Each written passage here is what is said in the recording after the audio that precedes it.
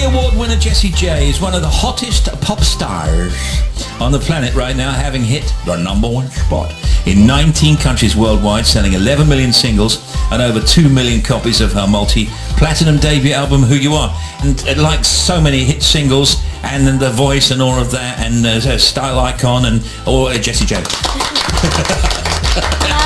Good afternoon, how are you? Good afternoon, I'm good, how are you? Yeah, we're all very good, thank you very much. And you look great. Can you describe what you're wearing today? I'm wearing a checkered green and black and cream, kind of all in one, with Tiny Tempers Disturbing London blazers. Looks great. Ta-da! Oh, it looks fantastic. I don't think it'd suit me. Yeah, it's perfect. Practical. It's perfect for today. Yeah. Have you got an umbrella though? I always have an umbrella, always. I've got a Mickey Mouse umbrella that I take everywhere with me. So today, Jessie has published a fully illustrated book telling her own story in Nice to Meet You, My Story. Now, this is not like a typical kind of autobiography, really. We were describing it as kind of half style, half autobiography. Loads of great photos, loads of cool stuff in there. Can you kind of further describe it for me? For me, I feel like I wanted it to be a bit like a magazine. Yeah. I just think sometimes pages and pages and pages and pages of words can be a bit overwhelming and a bit boring. Yeah. So I just wanted it to look more fun, and I spent hours on the layout and even the pictures in the background, the names of the chapters, just to be a real story from people understanding that this book isn't just about my career in the last 2 years, it's been about my childhood and my growing up and my kind of before everything took off and how I got there. For people that don't know, how did you start out? I mean, when did you first know that you needed to perform? Oh, well, my first words were jam hot. Yeah, Really? This is the boys from the Big Bed City. This is jam hot. And I was always singing when I was little. I was at dance school and I did plays and I was in Whistle Down the Wind, and there was a big difference between I want to do this and can I do this. And I think the moment where I felt like I can do this, I was probably about 16. Yeah. I'm trying to find a photograph of you. I think you're 14, you're singing on holiday in Cornwall. Yeah, singing Whistle Down the Wind. Oh, right. Classic. So that was like a fun night where you were staying and you got up on stage and Well, sang. it's like a competition to win another holiday. Did you win? I think I did.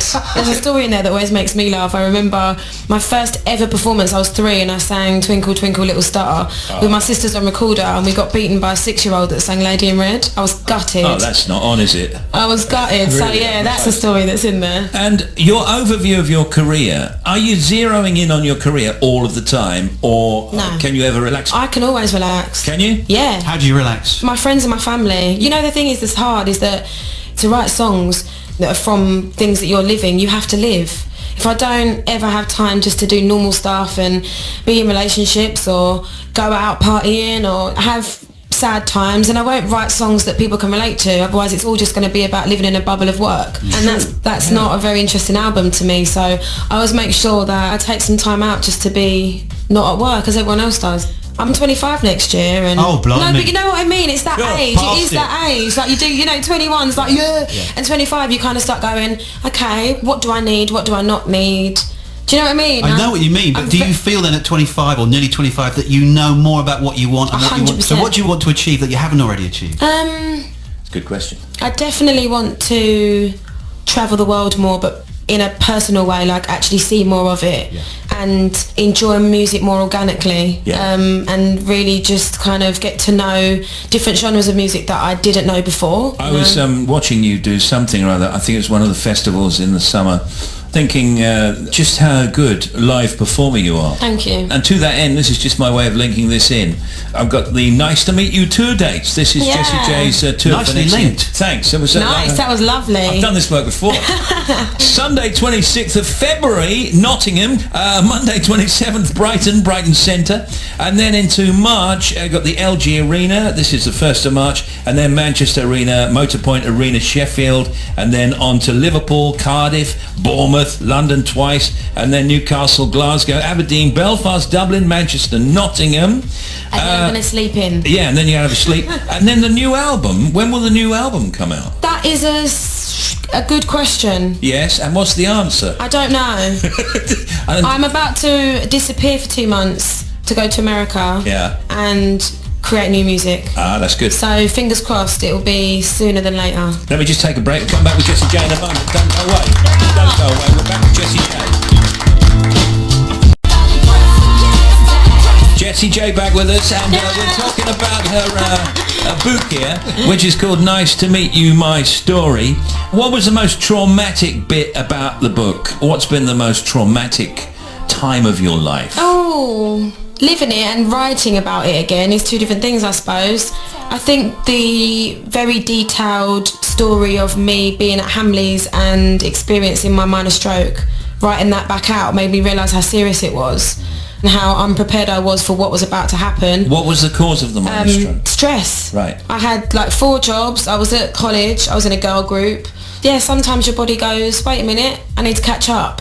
And you don't give it time to do that. I just unfortunately had a moment of that you never expect, that you're never prepared for. Nope. But yeah, writing about it, it was very exhilarating to know that I've come out the other side of it, being able to support other young people or anyone that lives with illnesses in secret. Yeah. That everyone has their moments of fear and bad health, that you've just got to try your best to believe that you can get better. What do you say about when you're on The Voice? I mean, we've asked everybody this that's been on The Voice, and then suddenly the critics are sniping. How do you deal with that? I actually, on the first series, I got more protective of the contestants and the artists than I did myself, because I'm very aware that for myself I've got a team around me and I'm an amazing family friends unit that have got used to it and that have been there from the beginning. But it was the artists that were getting criticised, that had never been on live TV before, that still have to get on the tube and do that normal stuff and still have the world, and still have the world kind of poking and prodding and watching and having an opinion.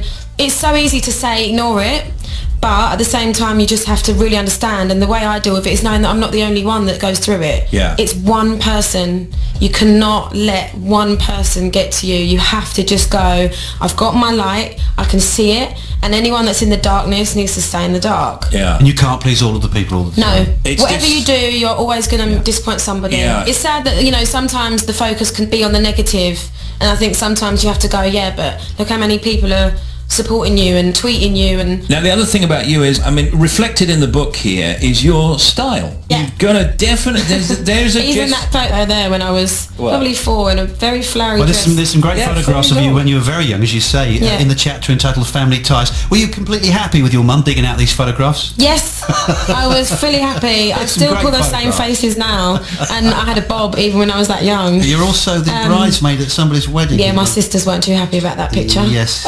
You all look lovely. We all look like toilet roll decorations. When are you going to shave your hair off, by the way? Next March. I'm doing it with Comic Relief. What? Yes, I'm shaving my head Told us last time, don't you remember? Oh, no, I don't. You end up looking like me. The Tim Smith look. Keep up, Tim. No, I'm really excited actually. I think Comic Relief are a wonderful charity, and you know, there's so many things I want to do for charity, but one at a time, you know.